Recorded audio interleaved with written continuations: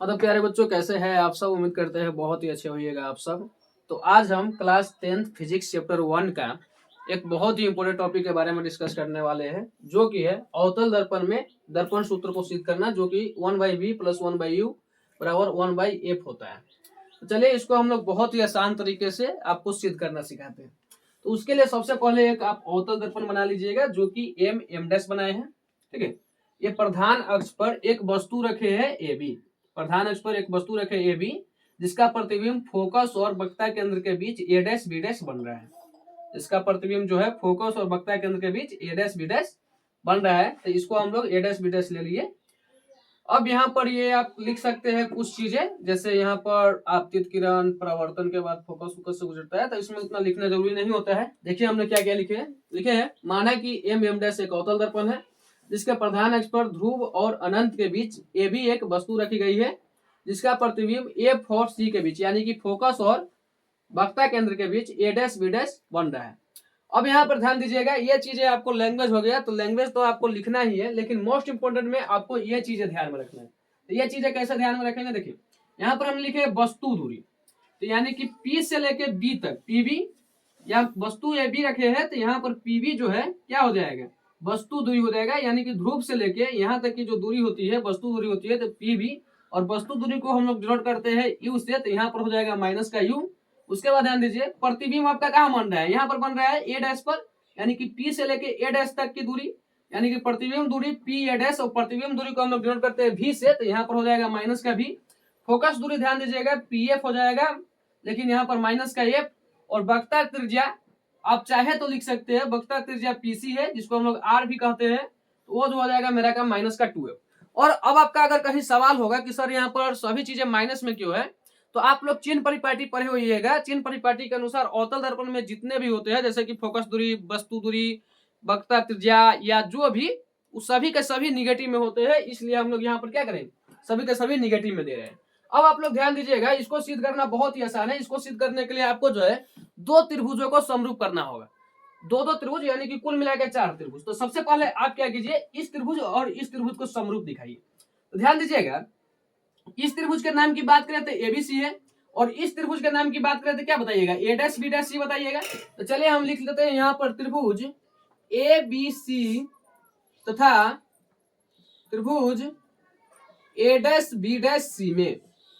अब देखिए एबीसी में और ए डैश बी डैश में क्या इक्वलिटी है, यानी कि क्या समानता है। तो थोड़ा सा ध्यान दीजिए, यहाँ पर जो बन रहा है बाबू 90 डिग्री का एंगल बन रहा है, और यहाँ पर भी 90 डिग्री का एंगल बन रहा है, यानी कि कोण बी जो है कोण ए डैश के क्या है, बराबर है। कोण बी जो है कोण ए डैश के बराबर है।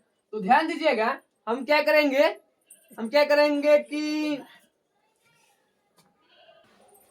तो यहाँ पर हम ये दोनों त्रिभुज को समरूप करने का प्रयास कर रहे हैं। यहाँ पर दीजिएगा इक्वलिटी की बात करें तो यहाँ पर जो कोण बी पर 90 डिग्री और यहाँ पर कोण ए डैश पर 90 डिग्री बन रहा है।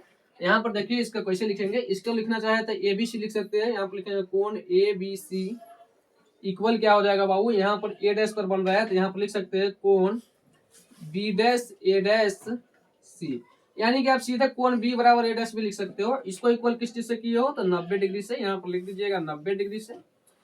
अब यहाँ पर ध्यान दीजिए, आप शीर्षाभिमुख कोण के बारे में पढ़े होइएगा, तो ध्यान दीजिए ये वाला कैसे जा रहा है। यहाँ पर ये ऐसे एक रेखा है प्रधान अक्ष, और ये जो प्रतिबिंब बन रहा है, तो यहाँ पर ऐसे गया। तो ये वाला एंगल और ये वाले एंगल जो है इक्वल होंगे किस चीज से, तो ये वाले एंगल हो जाएंगे सम्मुख कोण से या शीर्षाभिमुख कोण से। यहाँ पर देखिए क्या बन रहा है, यहाँ पर ये वाला और ये वाला एंगल इक्वल होंगे शीर्षाभिमुख कोण से। तो यहाँ पर देखिए इसको हम लिखते हैं, इस कोण का नाम की बात करें तो क्या हो जाएगा, कोण एसीबी। तो यहाँ पर लिख लेते हैं कोण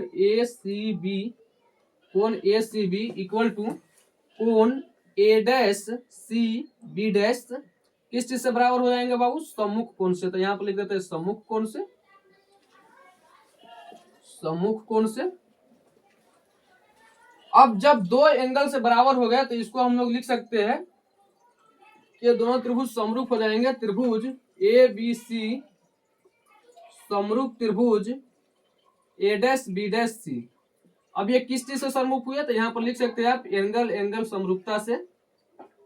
और आप लोग एक बात जानते हो कि जब त्रिभुज समरूप होते हैं तो वो एक ही अनुपात में क्या होते हैं, विभाजित होते हैं।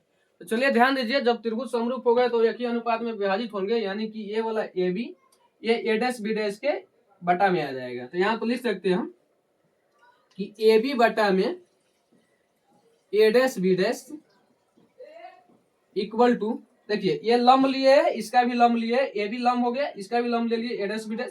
अब आधार ले लीजिए बी सी, इसकी आधार की बात करते क्या हो जाएगा ए डैश सी, यहाँ पर लिख देते हैं ए डैश सी, इसको मान लीजिएगा समीकरण 1। फिर आपको जो है हमने इस त्रिभुज और इस त्रिभुज को तो समरूप कर दिए, अब हम इस त्रिभुज और इस त्रिभुज को समरूप करेंगे। इस त्रिभुज के नाम की बात करें तो पीडीएफ हो जाएगा, तो यहाँ पर लिख दीजिए त्रिभुज पीडीएफ तथा त्रिभुज ए डैश बी डैश एफ में, A dash B dash F में। यहाँ पर ध्यान दीजिएगा बाबू, तो यहाँ पर जो एंगल बन रहा है 90 डिग्री का बन रहा है, और यहाँ पर भी एंगल 90 डिग्री का बन रहा है, यहाँ पर भी एंगल 90 डिग्री का बन रहा है। क्योंकि आप काल्पनिक अगर ड्रॉ करोगे तो यहाँ पर पूरे 90 डिग्री का ही बनता है। तो यहाँ पर कोण, ये वाला जो कोण होगा इस कोण के इक्वल होगा। तो इस कोण के नाम की बात करें तो क्या हो जाएगा B dash A dash F, या आप ऐसे इसको भी लिख सकते हैं F A dash B dash, तो B dash A dash F लिख दिए। उसके बाद में इसका नाम क्या बात करें तो क्या लिख देंगे कोण डी पी एफ। उसके बाद उसी प्रकार यहाँ पर देखो शीर्षाभिमुख कोण से ये बराबर हो जाएंगे, यहाँ पर लिख देते हैं पहले 90 डिग्री से बराबर हो गया। उसके बाद ध्यान दीजिएगा, तो आपका जो हो जाएगा बाबू कोण A dash F B dash equal to कोण D F P, D F P जो है इक्वल हो जाएंगे किस चीज से, सम्मुख कोण से, सम्मुख कोण से ये बराबर हो जाएंगे। सम्मुख कोण या शीर्षाभिमुख कोण दोनों एक ही होता है। तो ये सम्मुख कोण से जब बराबर हो जाएंगे तो ये दोनों त्रिभुज भी क्या हो जाएंगे समरूप हो जाएंगे। तो यहाँ पर लिखेंगे त्रिभुज पी डी एफ समरूप त्रिभुज ए डैश बी डैश एफ। किस चीज से समरूप हो गए, किस चीज से समरूप हो गए, एंगल एंगल समरूपता से, एंगल एंगल समरूपता से।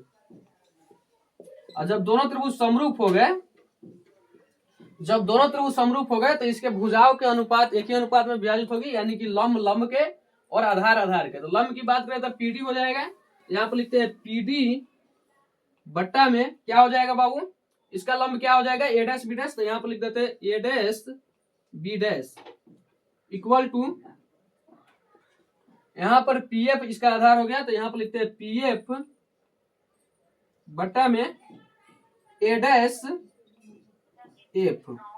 अब यहाँ पर पीडी के जगह में हम ए बी का यूज कर सकते हैं, इस पीडी के जगह में हम लोग कह रहे हैं ए बी का यूज कर सकते हैं। अब आपका सवाल होगा कि क्यों करेंगे, तो पीडी और ए बी एक दूसरे के बराबर है। कैसे बराबर है, क्योंकि यहाँ पर जो होता है बाबू दर्पण का द्वारक बहुत ही छोटा होता है, और दर्पण का द्वारक बहुत ही छोटा होने के कारण ए बी और पीडी इक्वल होते हैं। तो यहाँ पर लिख सकते हैं पीडी के जगह में ए बी बटा में A dash B dash equal to P F बटा में A dash F, A B बटा में ए डैश बी डैश और पी एफ बटा में ए डैश एफ। इसको आप मान लीजिएगा समीकरण 2, इसको मान लीजिएगा समीकरण।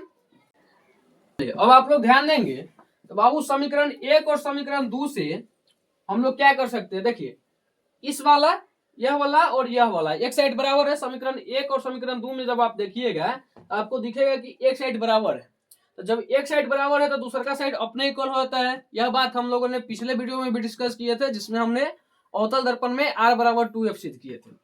तो ध्यान दीजिएगा ये दोनों इक्वल हो जाएंगे। यहाँ पर लिखेंगे समीकरण 1 तथा 2 से, समीकरण 1 तथा 2 से, समीकरण 1 तथा 2 से जब आइएगा तो बीसी बटा में हो जाएगा A dash F equal P F बटा में ए डैश एफ। जब आप इतना सिद्ध कर लिए तो आप थोड़ा मोड़ा और सिद्ध कीजिए, आपको सिद्ध हो ही जाएगा। ध्यान दीजिए क्या करना है आपको। अब आपको बीसी का मान पूछ रहा है, यानी कि इसका मान पूछ रहा है, बीसी का मान क्या होगा। बीसी का मान अगर आप निकाल लिए ना तो आपको सिद्ध करना आ ही जाएगा। निकालना कैसे है, तो जिसका मान पूछेगा उनको पी को लेना ही है, और बीसी पूछा तो बीसी को लीजिएगा। जैसे देखो बी सी और पी, पी को हमेशा सभी में पी को लीजिएगा, और बी सी पी ले लिए। यहाँ पर ध्यान दीजिए तीन को जब बनाइएगा तो हम पूछेंगे कि ये इसका नाम बी दे दिए, इसका नाम सी दे दिए और इसका नाम पी दे दिए, आपको चाहिए बीसी। क्या चाहिए? बीसी। तो बीसी को पहले नहीं, पहले आप इस पूरे को कैसे लिख सकते हो? तो पूरे को आप लिखिएगा पीबी बराबर बीसी प्लस में पीसी। ऐसे लिखिएगा पीबी बराबर बीसी प्लस में पीसी। तो आप क्या कीजिए, आप यहां से जब बीसी बराबर निकालिएगा तो पीबी बराबर देखिए यहाँ पर प्लस में पीसी है तो माइनस का पीसी हो जाएगा, बराबर में क्या हो जाएगा? बीसी। यानी कि बीसी का मान क्या आ गया? PB minus PC. तो इसको देखिए, इसको हम लोग बार बार सॉल्व नहीं करेंगे, क्या करेंगे देखिए, पीबी मेरा पूरा था, हमको चाहिए था बीसी, इसमें क्या बच रहा था? पीसी बच रहा था। तो पीसी बच रहा था तो उसी को माइनस कर दीजिएगा तो आपका बीसी आ जाएगा। यानी कि जो चाहिए उसको प्राप्त करने के लिए जो बच रहा है उसको पूरा में से माइनस कर दीजिएगा तो आपको प्राप्त हो जाएगा। यानी कि देखिए पूरा क्या है? पीबी है, तो पूरा में से माइनस कर दीजिएगा, पीबी माइनस क्या हो जाएगा? पीसी। यहाँ पर बीसी की जगह में हम क्या लिख सकते हैं? PB minus PC. अब देखिए यहाँ पर ए डैश एफ है, तो हम क्या बोले हैं कि जिसको लेना है उसको ए डैश एफ लेवे कीजिए और पी को सबके साथ में लेना है। तो यहाँ पर ले लेते हैं ए डैश एफ और पी।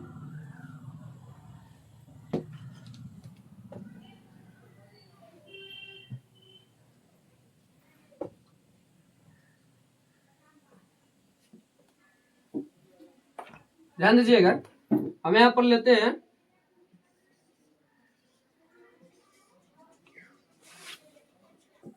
ध्यान दीजिए ए डैश एफ के लिए हम क्या बताएंगे? ए डैश एफ यहाँ पर लिखेंगे, ए डैश बीच में एफ हो जाएगा मेरा और पी को सबको लिखना है। तो पूरे की बात करें तो पूरा क्या हो जाएगा? P A dash. आपको मान किसका चाहिए? ए डैश एफ का चाहिए। तो ए डैश एफ का चाहिए तो पूरे में से जो बच गया यानी कि पी एफ बच गया उसको घटा दीजिएगा तो ए डैश एफ का मान आ जाएगा। तो चलिए ए डैश एफ के जगह में हम क्या लिख देते हैं? पी ए डैश माइनस में पी एफ।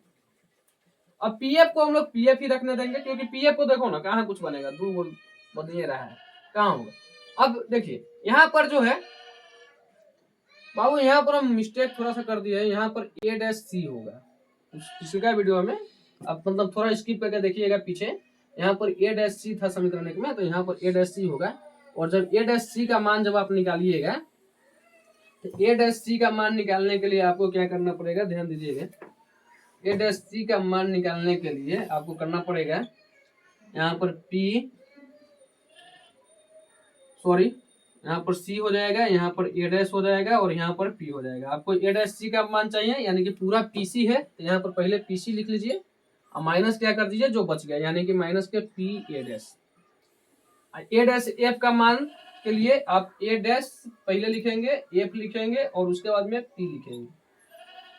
अब यहाँ पर ए डैश का चाहिए, पूरा मेरे पास पी ए है, पी ए डैश है तो पी ए डैश लिख लेंगे, बच क्या रहा है? पी एफ, तो यहाँ पर पी एफ लिख देंगे।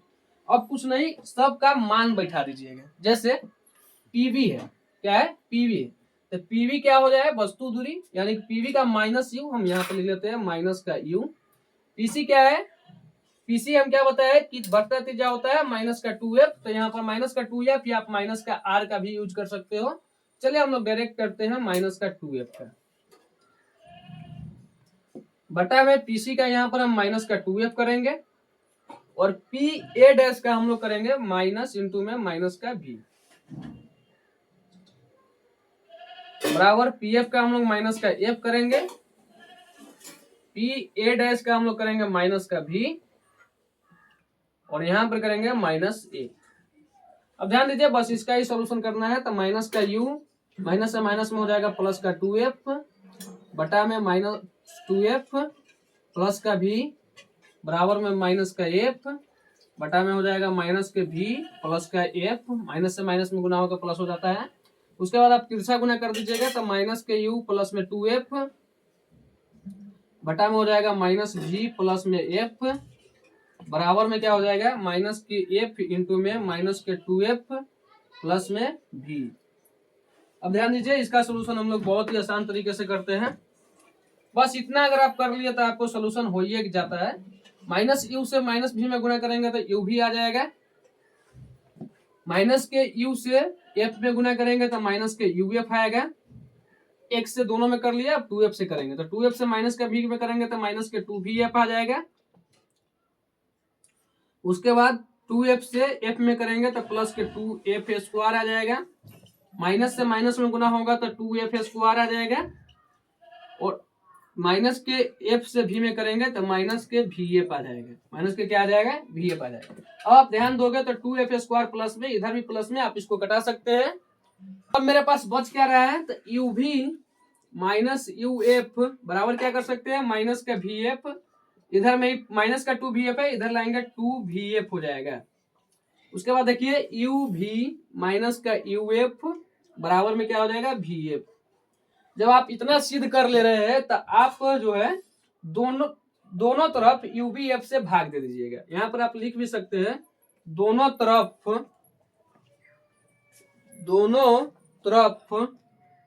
uvf से भाग देने पर, uvf से भाग देने पर, uvf से जब भाग देंगे तो ध्यान दीजिएगा क्या हो जाएगा, uv बटा में uvf माइनस में uf बटा में uvf बराबर में vf बचा है तो vf बटा में uvf। अब आप ध्यान दीजिए जो कट रहा है उसको कटा सकते हैं, तो uv यहाँ पर uv से कट जाएगा, uf यहाँ पर u और f से कट जाएगा, vf जो है यहाँ पर vf से कट जाएगा। अब आपके पास बचा क्या, तो देखिए फाइनली आपके पास बचता क्या है, ध्यान दीजिए फाइनली आपके पास क्या बचा, 1/f माइनस में 1/v और बराबर में 1/u। अब 1/f के बराबर में अगर हम ले जाए इसको तो 1/u प्लस में 1/v हो जाएगा, 1/u प्लस में 1/v हो जाएगा। तो हमारा तो लगभग में सिद्ध हो ही चुका है, लेकिन इसको हम थोड़ा सा सजा के लिख देते हैं।